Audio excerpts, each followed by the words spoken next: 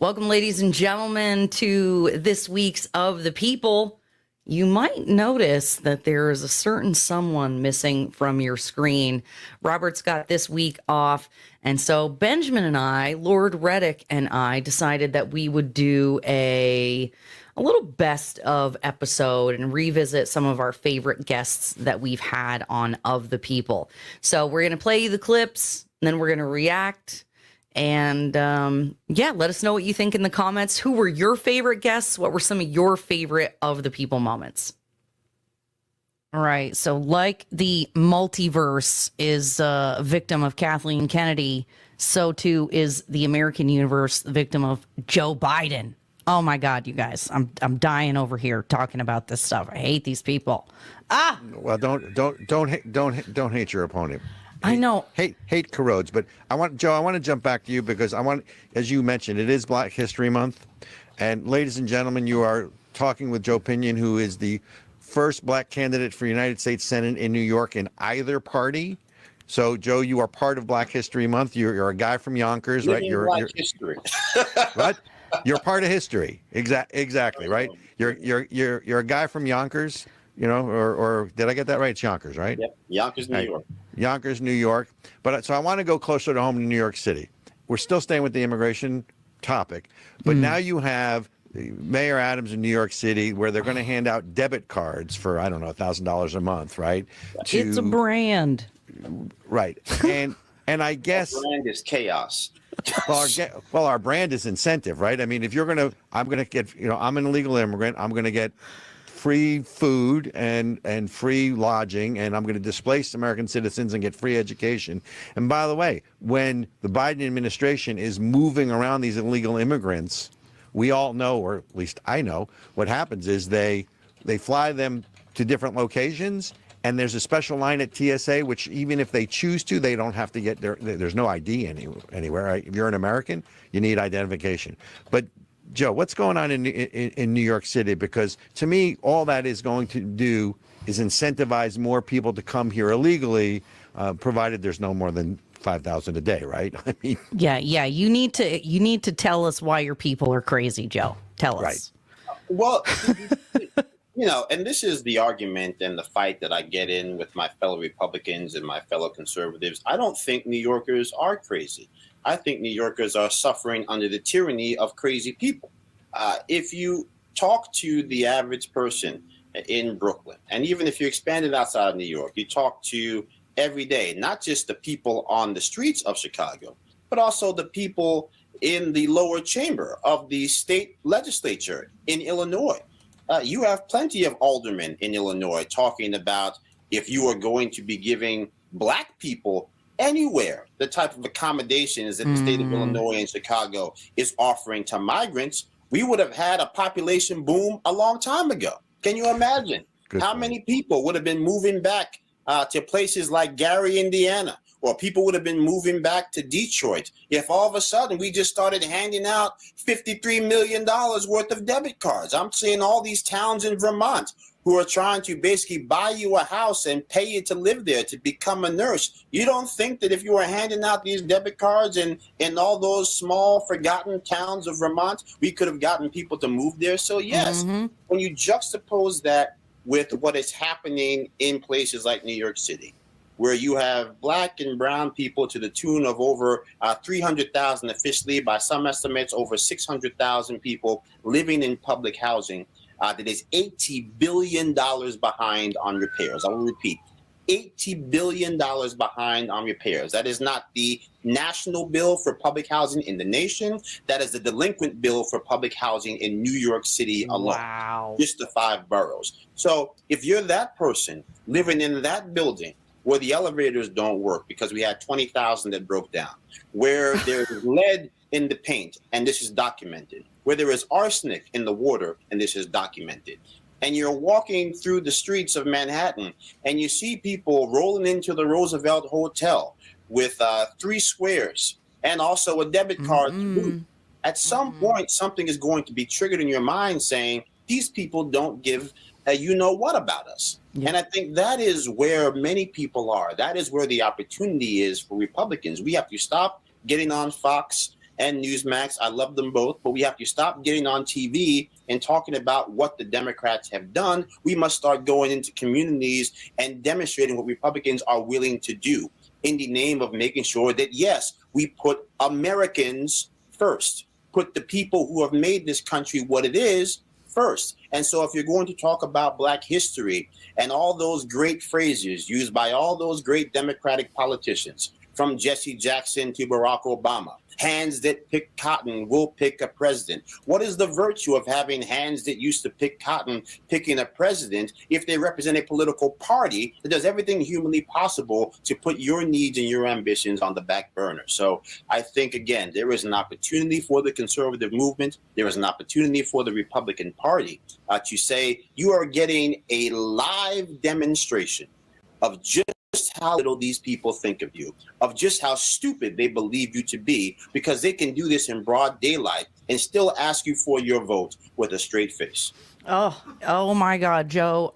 It is one of the things. Joe, you just triggered her. I just want you to know. You got me. Now I'm going. Well, because it's, being in an interracial marriage, there's so much that, like, just being honest, as a white person from Vermont, there was a bunch of stuff I didn't know, right? Because I grew up very differently.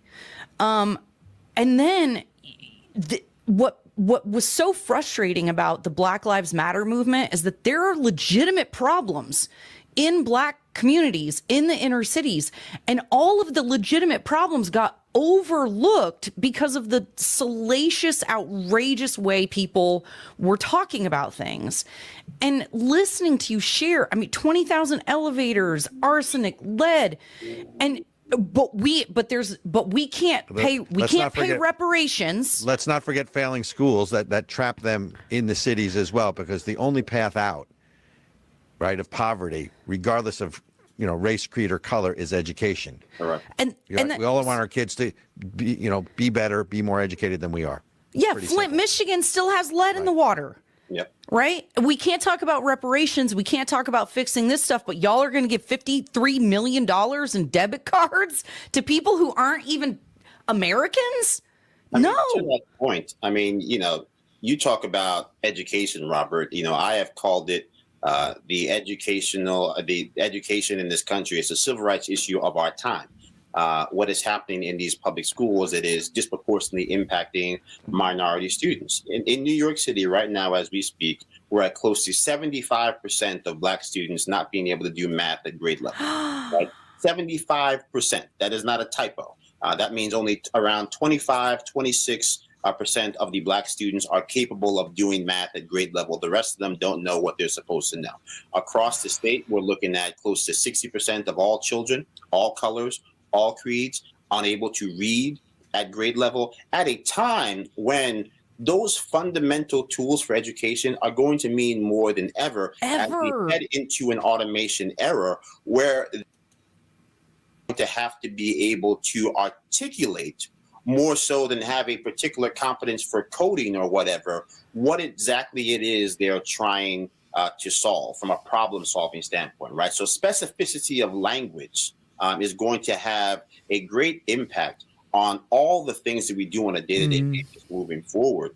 And none of it is happening because, to your point, they are so focused on dividing us. They are so focused on being anti-racist that they have ushered in some of the most racist and bigoted policies we have seen in a lifetime. Even if you look at what happened with Senator Tim Scott in the aftermath of his presidential race, or I would say in the winding final days of his campaign for president, where he proposed to individuals that he had been dating, and the way that he was spoken about, just by virtue of the fact that they knew they could get away with it, because he was a Black Republican, right, and the Black community would let him get away with it because the person that he had chosen to propose to was not a Black person themselves, but a white woman who happened to be a conservative. And so these mainstream media that loves to wrap themselves in the patina of respectability allowed the only Black man in the United States Senate who was a Republican to be savaged in ways that they would never accept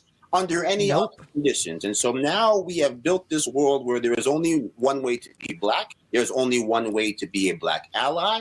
And you know how you know that has become the case? Because now, even on places like Harvard University campuses, and even on places like the University of Pennsylvania campuses, you have Jewish students hiding in libraries for their life, because the same Jewish people who were basically risking their lives side by side with black people who are buried in shallow graves as we speak that will never be discovered in the name of riding for freedom are now being told that their allyship is insufficient. And the only way for them to be a good ally is to side with Hamas, who doesn't think any Jewish people should exist anywhere. That is the America that is being built right before our very eyes. They basically are creating racists. It's like, it's okay for you to be a racist against people we don't agree with. First of all, right? They're like sanctioning racism against political opponents and then creating racists by all like the border nonsense and then just talking smack about each other and being so ugly.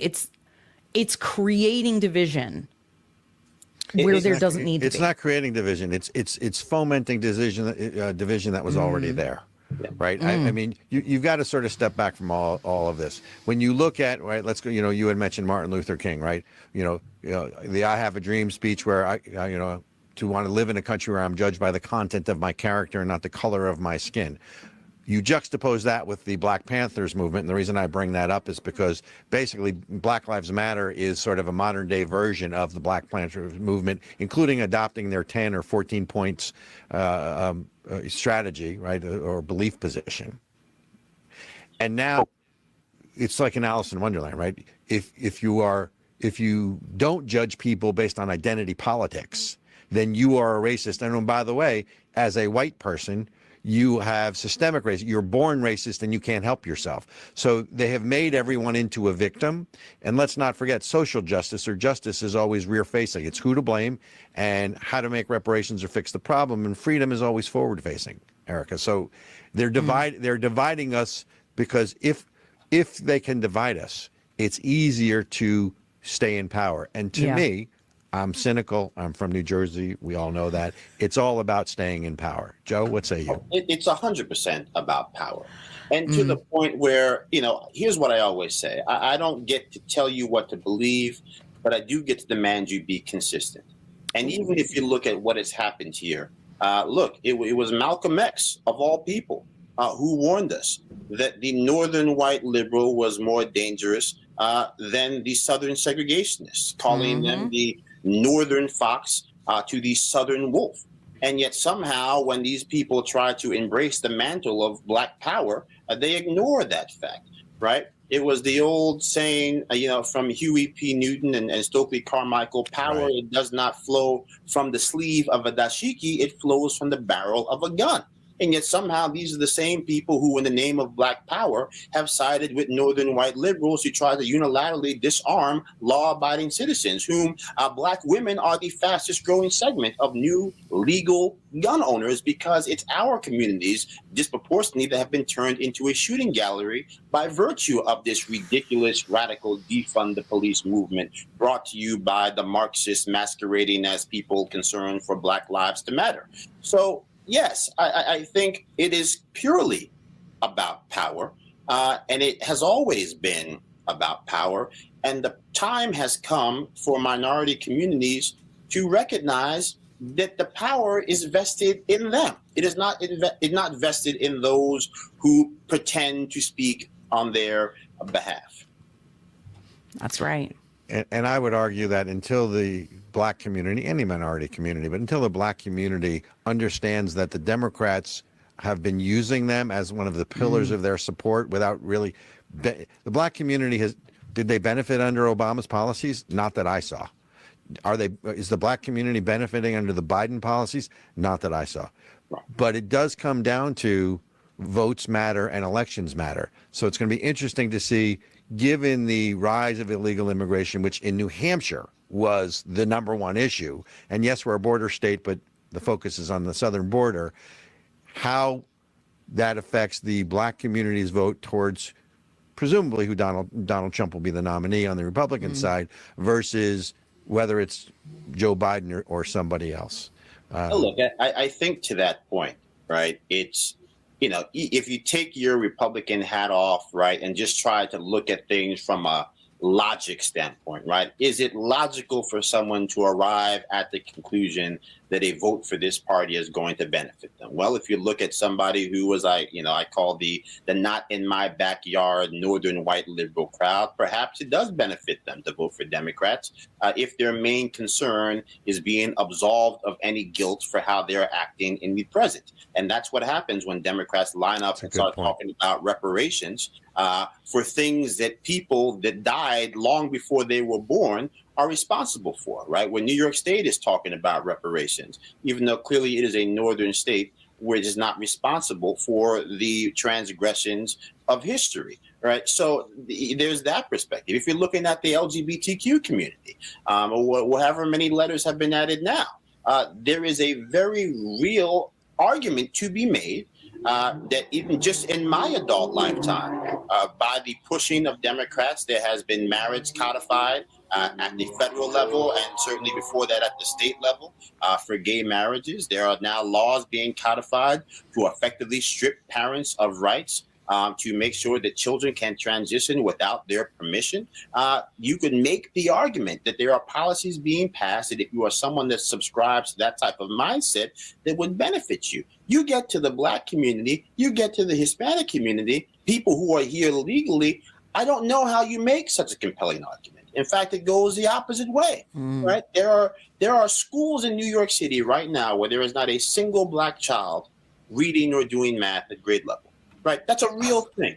And these schools have not been decertified because we don't have the means or we don't have a method in place to decertify them. You go to places like Maryland, Baltimore, where we know, statistically speaking, over 70% of the high school students are reading at an elementary school level. This is child abuse that is being perpetuated by the people that you are voting for. And the only thing they have to say in their own defense is we're not spending enough money, even though in New York City alone, we're spending $38,000 per child.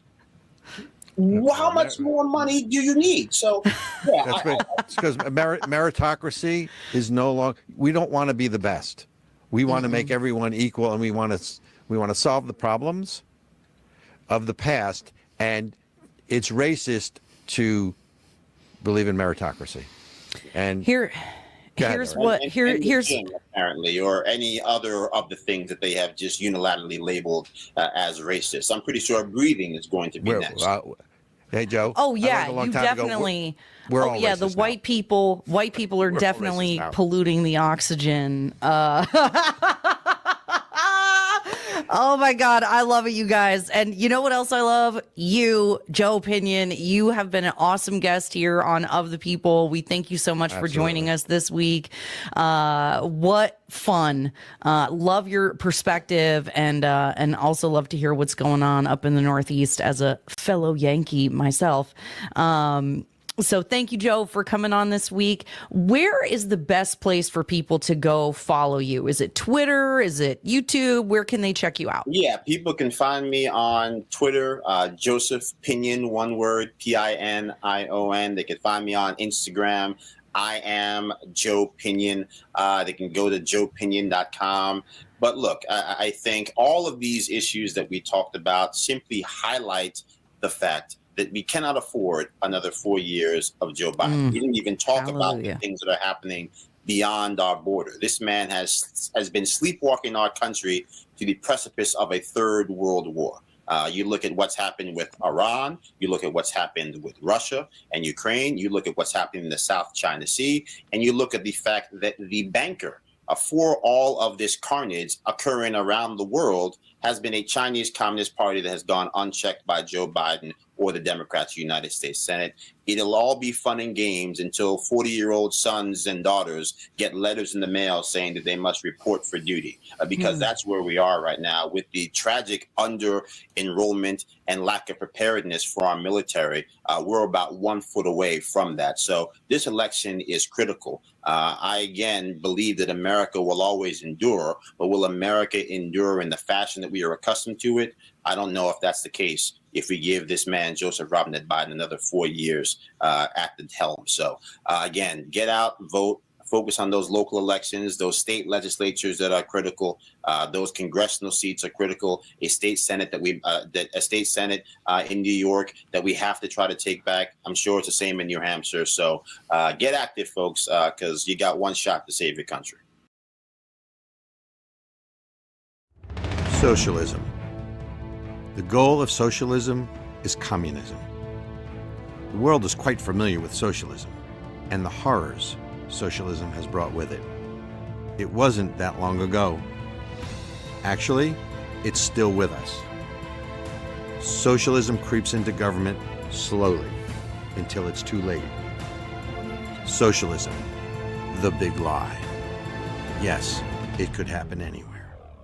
This educational video was brought to you by the American Center for Education and Knowledge and paid for by people like you who care about the future of our democracy. Please help us continue our work educating the American public and consider supporting ASIC by making a tax-deductible donation at asicfund.org. I don't know about you, Lord Redic, but Joe Pinion was one of my very favorite guests that we've had on. He's just throwing haymakers. Yes. It was constant bombs. I think that one of the things that struck me the most about revisiting this clip is how much worse it's gotten in New York in only a few months. As bad as it was then, it's even worse now. So, our brand, New York, Mayor Adams, what is your brand now? New York has a brand. It is chaos. So Joe Pinion, he's talking about how the dereliction of duty that we're seeing from New York politicians, from people in charge, whether it's New York City or Albany, these people suck. They are not for you. They're definitely not for Black people. When you listen to the types of policies that are being put in place, it definitely sounds like people who are more interested in doing some kind of experiment and just seeing if their idea of the world could work. Against all odds, against all science, reason, history, things that people clearly know don't work. Yeah. Like I don't know where letting crime happen has ever made crime decrease. And the idea that we're not only are we going to just not prosecute crimes, but we're actually going to participate in it by, safe injection sites, safe supply, Narcan, machines, vending machines, all that stuff. Like, well, see, you're actually like enabling it. Well, some of those things I could see where people are trying to say, well, if my drug addiction's a sickness, the Narcan could save a life if something's going on, that maybe if we do this, it'll cause them to not have to do crimes to get the drugs. I could maybe see the logic or the libertarian argument of allowing people to do what they want to do with their bodies. From that perspective, I could maybe see how you land there. But like when people commit crimes, we're not going to keep them in jail. Yeah. As do what you Annika want. Sparian was talking about. Yeah, do what you want with your own body. But once you infringe on, once you're messing with my stuff or taking money out of my pocket to pay for it. Well, yeah, but like when Annika Sparian was talking about, was that New York where they did dismember the corpses? Oh, yeah. The bail reform. Right. So, oh, my God. Yeah. So when you get into that part of the utopia, it's just like, where have you ever seen that work well? The only time I've ever seen criminals just pretty much able to do whatever they want to is in prison or the purge. And as a man, the stories I've heard about prison don't sound like a utopia. I don't know about the female prisons, but the male prisons sound like a blank hole. So, oh yeah, the female prisons too. Don't let them lie to you. And so basically what's funny is that Joe Pinion talking about this, if any of you guys have seen Fallout, nuclear war, Holocaust, and then they have these different little communities underground, these bunkers, and each bunker has like a different experiment going on. Oh, right. Like different rule sets to determine. Yes. And so everybody gets to try to play God That's what New York, California, and Vermont remind me of. So we can fall out. Oh my 24. gosh, it's so true. They really are. And you know what? The best part is there's immediate evidence, okay? I remember covering New York's bail reform on my podcast Generally Irritable a couple of years ago when they were first doing it. And it was like you saw the list that they were removing from bail, and it was violent crimes, sexual assault, domestic violence, like gun charges, right? For being so anti-gun, they were letting off people with gun charges. I don't get that at all. And so you just see this. It doesn't take long for the socialist, communist, bull utopian morons. It doesn't take long for their ideas to come crashing down and go terribly wrong. Yeah. All right. So next up, we're going to check out Jaco Booyens here in Texas. He is doing yeoman's work on the border and trying to protect kids and people from human trafficking. So let's watch one of our favorite clips from that interview. Yeah, look, not politicize the issue, because we go to save every child. We don't ask, what's the child's orientation or where they're from, or even if the child agrees with me and my faith. It doesn't matter. But we also have to become intellectually honest in America again. We can't deny truth, absolute truth. And the truth is that the current administration is doing practically nothing. Almost nothing. I mean, actually retroactively being destructive to some of the policies and pillars that were built over the last 10 years. So this current administration has set a precedent, which then, remember, when a federal administration sets a precedent, it trickles down into state government. Right. And we're seeing now the rollback of some safeguards that we fought for a decade for to be put in place in states like California that have now been destroyed, such as California canceling the sex offender registry. So you don't know when you buy. Yeah, it's canceled. Gavin Newsom canceled the sex offender registry of California. So when you take a stance at a White House level, so goes the leadership, so goes the nation. And so you're giving liberty to some of these radical factions, maybe in state government, local government, independent school districts, to be radicalized. And it actually is very destructive for the fight against child sexual exploitation. Well, and that's one of the things people said that that when the previous administration or in previous administrations, when they were separating children from their families, not holding them in camps or things like that, part of the point of that policy was to make sure that those kids were not being trafficked. And so they wanted to make sure that whatever adult they came over here with was actually a family member, that they actually belonged to them. And now the Biden administration has apparently lost 85,000 undocumented children just into the country somewhere. Yeah, I'm so glad you look again. We're just speaking to truth here. Here's the truth. President Obama deported more people than President Trump. President Trump is the president with the most focus on security and border, and the only president in U.S. history that acknowledged that children are being sold for sex. He acknowledged that from the Oval Office. He formed task forces. He appropriated funding, brought the NGOs in, and did incredible work. The cages that they said, President Trump put children in, those facilities were built by President Obama as part of his deportation program. President Obama correctly took a child and a father, a supposed father, separated them for 45 minutes to an hour. You ask the same set of questions of both to corroborate the story, to see, is this child, in fact, this man's child? They reunite them. Trump reunited them, but you must, at the border, separate, interrogate, ask questions. None of that's happening.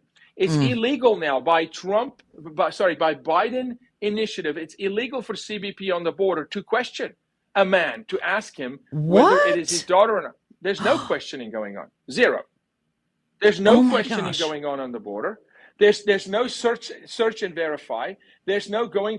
Most of the drugs, the fentanyl that's coming into the U.S. is coming in through the backpack of a human slave, of a sex traffic victim, because they're not allowed to search. They're not allowed to frisk. they'll call it apprehension. And I go to the border. I mean, goodness gracious, we were shot at the border. We do a lot of work there. They'll bring them in, they'll sit them down, they'll make a phone call, a white bus shows up, and they're transported to an NGO. Health and Human Services by law is supposed to examine every child that's crossing the border to see if they have a medical condition. Are they malnourished? None of that's happening. HHS is nowhere to be found on the border. You don't know what disease is coming in. Has the child been raped in transit through the Darien Gap? Because most of them have been sexually exploited. 60% of women and children are sexually exploited prior to arriving to the border. None of that is happening. So to compare the two administrations from a perspective of, are we protecting human dignity and human life, and are we preventing bad characters from sexually exploiting women and children? The previous administration, absolutely. The current administration, absolutely not.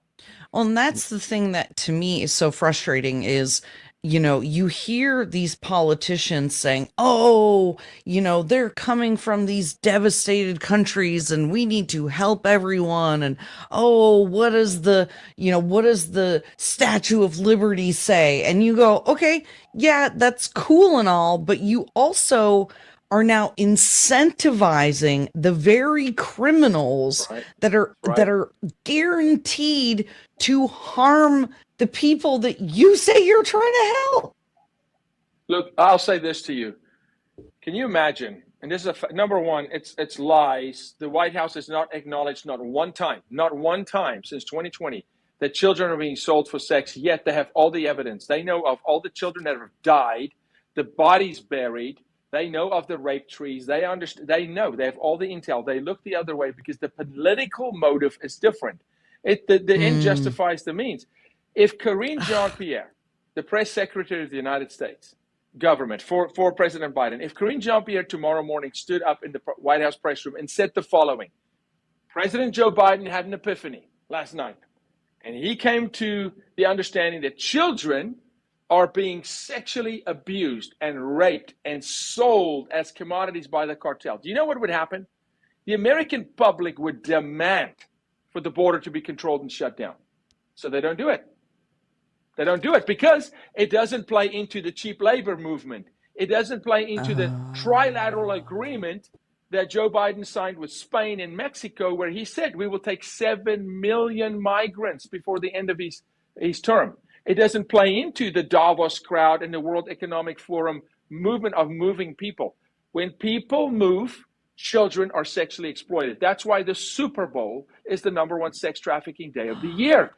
Right, because they bring in the prostitutes and their children. Right. So you're moving millions of people from 180 countries around the world into our country, and you're going to want the American people to believe that nobody is sexually exploited? Come on. They know if they were to acknowledge it, the general public would demand action. You know, I grew up in New Jersey, and we have an expression within the community that a fish rots from the head down. Are you tired of seeing your rights stripped away by the politicians in Washington who don't care about you or me? Do you feel like you're a red dot alone in a sea of blue, disconnected? Well, it's time to get connected. The American Center for Education and Knowledge is fighting back to defend American exceptionalism. Go to acecfund.org to learn more and get connected. That's ACEKFUND.org. Do it now. And there you have it, ladies and gentlemen. More reasons not to trust your government. The government failing, sucking at its job. Yeah, that's why we wrote. That's what you guys. The book exists. That's why we wrote the book, Reasons to Trust the Government. And yes, it is a blank book because there are no reasons to trust the government. So, both the Jaco and Joe's videos show you how little we can depend on the people that we've vested the power into. Mm-hmm. We've given them authority to protect us, and they're refusing to do it. They're doing literally the opposite of protecting us. Can you believe that when he said that they're like making it so you can't ask questions and they're not separating people? I mean, the Biden administration is literally colluding, and I know that's not the right word to use, but they're basically colluding with human traffickers. And I want to believe it's not on purpose, that these are not just nefarious actors who want people to be abused. But man, I mean, you're either stupid or evil. I don't know. The deal is, I try not to. I forget what is it? Not Hanlon's razor. Hanley is simple. Occam's razor is simple. Hanlon's, I think, is the malice where stupidity would suffice. Yep. I don't think that they're stupid. I just think that their interests don't lie in the same place as the American people's, and so yeah. No matter what they do, obviously the criminals are going to try to do something to capitalize off of it. I think that they know they're doing that and just don't care because their agenda matters that much to them. Yeah, it was like that guy when we had the conversation at the party who said, I don't care that women are going to lose their opportunities because inclusion is his most important value. Correct. So people being hurt is just a unfortunate side effect of initiating the policy. And so that, I mean, that tells you a lot, that these people who say that they care about you, who say that they have your best interests at heart, who say they love you, they love the people, loving on the people, like Miss Tiffany Henyard, okay? They're not, because they are fine with hurting people in order to achieve their agenda. But I want to be clear, everybody to some extent is fine with that. That's what Tucker Carlson was talking about with presidents. All presidents, take lives. What they're saying is that I'm going to protect my people, whoever I think my group is. That's right. And I think that's also why we're seeing now with the new protests against Israel and stuff like that, that whole coalition falling apart, because they're not going to stick up for you and your thing. They're only going to stick up for themselves and their thing. Yep. And further to that point, love James Lindsay, friend of Generally Irritable, our channel. This guy's awesome. We love him. One of the biggest brains I know.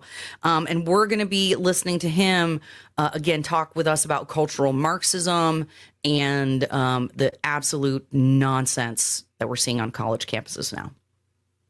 So talk a little bit about high-level cultural Marxism. I mean, I love the paper, The Conceptual Opinionist as a Social Construct, which I assume is sort of that toxic masculinity trope that, that the left throws around. But talk more broadly about what is cultural Marxism. Well, we'll start here. The Southern Poverty Law Center says, through his multiple communication channels, Lindsay continues to spread his various conspiracy theories in aversion to what he deems as, quote, wokeness. Most of his rhetoric focuses on the specter of cultural Marxism/communism, a supposed white genocide, and the alleged indoctrination of children by sinister forces. And so that didn't really say a lot about what cultural Marxism is. I think they mentioned it again somewhere. His concentration on combating communism and cultural Marxism in America earned him prominence in the reactionary anti-student inclusion movement. I don't know what that is. That rapidly gained traction through the country at the outbreak of the COVID-19 pandemic. So that's not very helpful, but I did just want to highlight that the Southern Poverty Law Center seems to think that it's important that I'm fighting against this. As a matter of fact, I've been listed as a conspiracy theorist on my Wikipedia, for example, specifically for talking about cultural Marxism. So cultural Marxism is a interesting thing. I apologize that this is going to require a little unpacking, and I hate when things require that. It's not that hard to understand, but there's this weirdness around it. There are a variety of names for a school of thought that arose in the 1920s and 1930s to address the problem that the Bolshevik Revolution only took place in a peasant society, which was exactly the opposite of where Marx said it would work. Yeah. And it would not take place in the West. And one of the architects of this school of thought, who is named Antonio Gramsci, was frustrated that the Italian workers' parties would not unify amongst themselves and trigger a communist revolution in Italy. He was also frustrated that they wouldn't unify with the workers' parties in other countries and internationally, and were in fact most enthralled by the nationalistic aspects of these parties in the first place, the Italian part. And so he was frustrated about this. And of course, that is where the birth of the fascist movement really kind of came from. And so he was trying to write a analysis to explain why it is that, for this so-called school of thought, to explain why it is that Marxism was taking hold in the wrong places and not in the places predicted by Marx, by means not predicted by Marx. And so Lenin was taking over a bunch of peasants by promising them they'd be able to get better work, as opposed to workers rising up and saying work is exploitative and we're going to overthrow our oppressors and seize the means of production. And then thirdly, to understand why it's just not happening in the West overall. So that school of thought is sometimes referred to as Western Marxism. It is sometimes referred to as cultural Marxism, because his answer was that the West had robust cultural institutions that produce and transmit values that repel communism. And in particular, he named 5 cultural institutions, and those were religion, family, education, media, and law, were all in the West attached to Western values, and were transmitting and promoting and maintaining Western values that excluded communism. And so his strategy was to do cultural subversion by entering into those, or infiltrating, I really should say, those cultural institutions, and creating a new way of thinking. He called it a counter hegemony. I'm trying not to use too many big words. Within the institutions that would then promulgate new cultural values out to transform the society from within, so that a communist revolution would be fruitful eventually.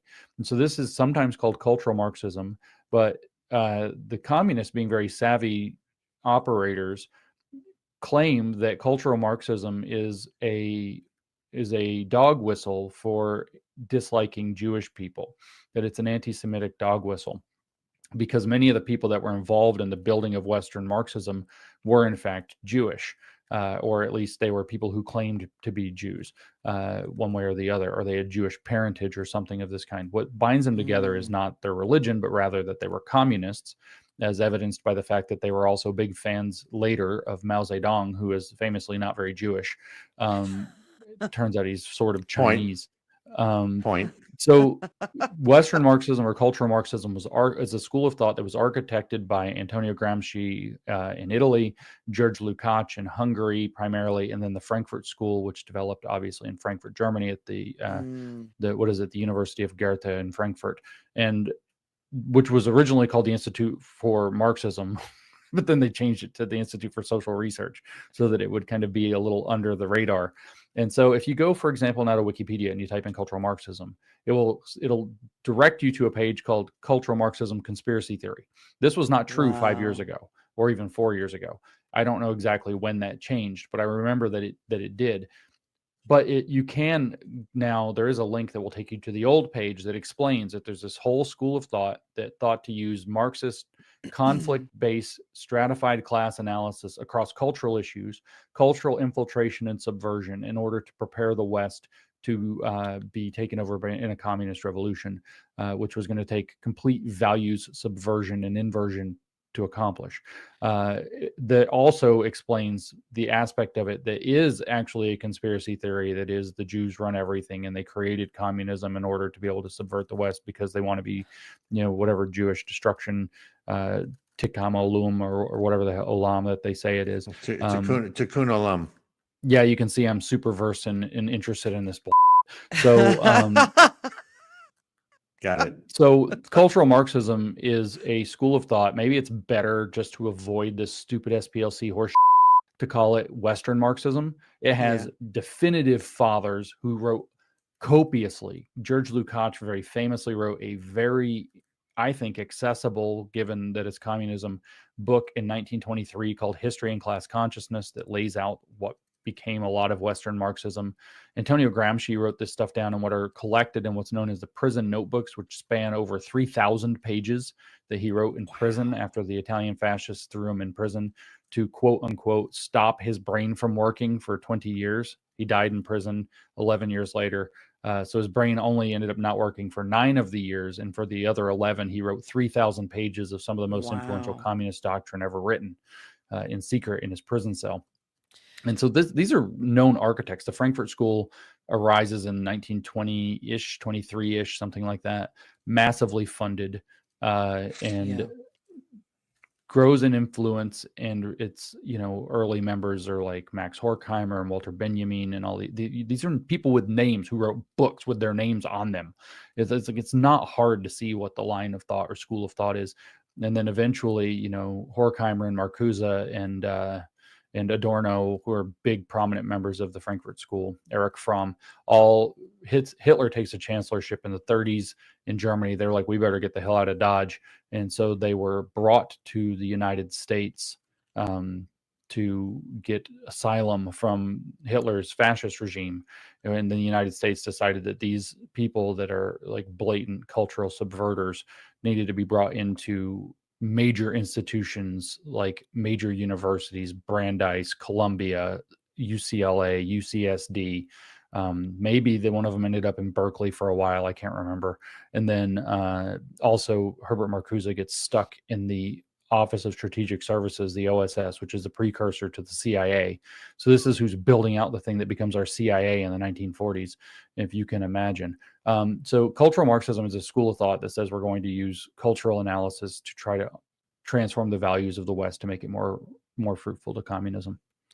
So that's where we start. So cultural Marxism basically is like the foundation and the undergirding of all of the separation that we see happening, where you have the the theories, or the oh my goodness, what's the Critical race theory, queer e- e- theory, that kind of stuff. exactly. Yeah. Yeah, it's like the foundation of all of that stuff. Yeah. So Where what was going on? Gramsci had this idea of cultural infiltration and subversion, and that was big. And then Lukács had this idea, who I mentioned, the Hungarian, had this idea that actually class consciousness is an educable thing. It's graduated. It's not like you just wake up one day and you have class consciousness. There are stages of learning, and it can be taught. And so you have this emphasis of bringing it into education and teaching people what it means to have class consciousness. It's not just by getting ranted at by Marxists and reading their books that all of a sudden you're going to have it. There was actually an educational mode that this is the 3rd chapter of History and Class Consciousness for anybody who wants to go read it then for themselves, where he's laying it out. And then the mode of analysis of the Frankfurt School was particularly how is culture produced and how do we subvert the production of culture. And so you have, for example, Theodor Adorno, who I mentioned, being excessively angry about jazz music, saying that jazz was its own form of cultural rot and subversion. And so he had these long things he wrote about how he didn't like jazz music and how this was, indicative of maybe Weimar kind of mentality that would degrade the culture and lead to the fascist catastrophe. And then you had them talking about what they called the culture industry. So they talked about the way that culture and thus, in fact, you as a person, who you think you are in the West and advanced capitalism, is commodified and sold to you. So you are sold through advertisements an image of who you think you're supposed to be, and that person happens to drink Coca-Cola, so you'll go buy Coca-Cola. And so the culture industry became the target of their analysis. In the 1960s, they became frustrated because they realized they are not going to motivate people on economic means, and the cultural analysis was too abstract. And so Marcuse extremely clearly writes down that what has to happen is that we have to abandon the working class as the proletariat revolutionary class and move into different modes of cultural analysis where there is what he called the vital energy for revolution. And that vital energy was to be found, he said, in the ghetto populations, racial minorities, sexual minorities, feminists, and outsiders, who are to be brought together and cobbled together and then enlightened to the concrete nature of their oppression through college students who are being indoctrinated in the schools that they had already infiltrated. This was explicitly written down in One Dimensional Man in a repeated short form it was 64 and 65, his essay Repressive Tolerance. He mentions it, but it's laid out in pretty heavy detail in his 1969 essay, that's a essay on liberation, Counter-Revolution and Revolt. Instructs the wholesale infiltration of professions and the entire professional class So that's Marcuse's writings from 64 to 72 laying this plan out. And he was an So extraordinarily influential leftist at the time. now that sounds like when you say that like sexual minorities, racial minorities, basically that that was the Obama coalition that was formed to get him elected president. It was Well, that like all if makes we sense. right, so if we take all of the people who feel slighted basically and market to them that we're all one group, even though on paper some of these groups might not otherwise get along, but there's a big gap of time between when we're talking about the 30s and the 60s and 70s and 2000s when Obama gets elected. So that is d- is it like, do we think that there was a concerted intentional effort to degrade and erode all of these institutions in order to get there, Yes. or is it just that it just happened over time? Like, Also, yes, but both of those things were happening. So this was being infused into the culture, but is primarily being infused into the culture through education. mm, Entertainment started catching on later. McCarthy was not wrong about the communist influences in Hollywood, but it was primarily being infused into the culture through through education. And there mm, was a concerted effort for them to get into education at all levels. That's a direct quote from Marcuse in Counter-Revolution and Revolt in 1972. mm, And the okay. goal, and so you bring up Obama. None of this is abstract. None of this is like just mystery conspiracies floating out in the air. I bring up Marcuse. We'll get to Obama. Watch this. So Marcuse had all these ideas and he pushed all these ideas into the university at every level. And the university system, for whatever reasons, maybe Shelby Steele is one of the most enlightening writers on this issue, was caving into this leftist agenda over and over and over again through the 60s and 70s. Massive amounts of white guilt, or whatever, as Shelby Steele attributes it to. They were taking it up. They were building out women's departments or women's studies departments. They were building out race studies departments. They were building out ethnic studies.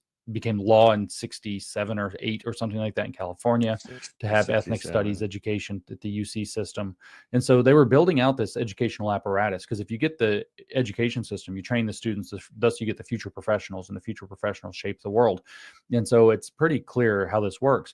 But one of Marcuse's students specifically was Angela Davis. It was one of his PhD students. And Angela Davis went on to help found this thing called the Combahee River Collective, which was a collective of Black feminist socialist lesbians who were the first ones to lay out this kind of intersectional idea that all of the forms of oppression are interlinked: sex, class, race, sexuality, and so on, and that it has to be understood in that way, which later got codified by Kimberly Crenshaw. Well, Kimberly Crenshaw was a PhD student. She's the one famous for so-called intersectionality. She named it. She's considered also the founding mother of critical race theory, which she also named. But she was a PhD or doctoral, I guess it's JD probably, student, I don't know which doctorate it is, of Derek Bell, who is credited as actually the father of critical race theory. Derek Bell was a mentor of Barack Obama, who was teaching him the same exact legal theory before that. And Obama held Bell up and honored him. More than that, the same strategy was implemented by the dying radical guard, not dying in the physical Hey dying. everybody, Ericka Redic, also known as Generally Irritable. Special shout out and thanks to our Of the People radio and podcast listeners and to our Rumble viewers. We've sort of had to give up on YouTube a little bit because they don't like the things that we say. So you guys make sure you go check us out on Rumble. And also while you're there, go ahead, click subscribe, follow Generally Irritable. You hear Robert and I talk about it a lot, and you might ask yourself, what's the difference? Well, at Generally Irritable, we're not just covering news and politics, but we're talking about how news and politics intersects with culture. We get to go to live events like the How Many More rally at the Austin Capitol, America Fest hosted by Turning Point USA, talk to and interview some of your favorite pundits, politicians, and podcasters to see what they think about where we are at in the American experiment today. Why do we do it? Because we believe that an engaged and informed electorate is the best way to save the American Republic. You'll even find cameos from our producer, Lord Benjamin, aka Lord Violence, aka A Darker Perspective. That's where you can find him on Twitter. You can find me on all of the socials under Generally Irritable, literally all of them. Twitter, you're going to find me as Ericka Redic, ERICKAREDIC. And most importantly, engage, because we need you to overcome the evil big tech overlords. You got to share, you got to comment, you got to like, you got to hit that rumble button.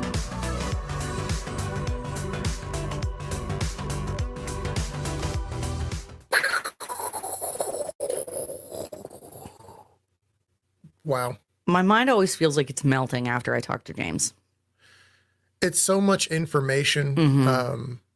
Talking to him and Bruce at the same time, that's the dream. I want to get those two Dream team in a room to just nerd out. I would love that. Oh my God, get them talking about Marxism and the stuff going on in the Middle East right now. Yeah, They'd probably, anyway. And the concept of when you start talking about Marxism and intersectionality and the origins of a lot of these things, now you're looking at stuff with knowing that there were Jewish professors that were part of that plan. And now we're seeing the end result of it being, it's going bad and it's not going well for them. Yeah. That sucks. Yeah. But the Marxism cannot allow for dissent. That's the thing that's funny is like the murdering of tens of millions, maybe hundreds of millions of people in, China, North Korea, Russia, all that stuff. That's a feature, not a bug. Okay? Because if you dissent, if you don't go along with it, you have to be gotten rid of. Like that's part of the plan. If you don't go along to get along, you get on out. Well, I mean, whenever you're talking about things like communism and socialism, you are inherently leaning towards authoritarianism. You can't take my labor, my money, my land and redistribute it or whatever without the monopoly of violent force. Exactly. By a group of people against an individual or a smaller group of individuals. Like there's no way around that. Yeah.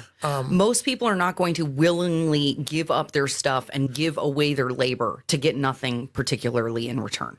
Correct. I mean, maybe from a spiritual perspective, you could make some of that kind of work if you can get people's altruism going. But the state isn't really good at that. The state is not asking for your altruism. They are demanding it. And just the concept of you demanding anything from me already makes me mad. Like if you walked up to me on the street and there was something I want, hey man, could you spare $1 for, the homeless guy on the street? I might. Yeah. I might if I feel so inclined, or buy him a sandwich. But if you walked up to me and said, hey man, you need to give your money to this guy. Oh bro. Oh man. Yeah. Look, I'm gonna go get a sandwich and I'm gonna eat it in your face. Yep. That's how that works. And that I think is the most important point in all of this is Marxists, communists, these leftists do not understand the fundamental truth of human nature. And I don't know if it's their godlessness that causes that. I don't know how you cannot understand how human beings operate. Yeah. But I can tell you how we operate here at Of the People. We look for your donations, your support. So make sure you like this video, share this video, subscribe to our channel. And remember, subscribing does not cost you anything. It is free. It is absolutely free, but it tells the big tech overlords that you like our stuff and that they should share it with more people. Best things in life are free. The best things in life are free. Or horribly expensive. You get me some Janet Jackson all day, okay? Yep. All day. But what's not all day is this show. So make sure you come back next week. Robert will be back. We'll be in studio bringing you some new information. Maybe we'll even have a new guest. Tell them how well we did. All right. Okay. All right. See you guys.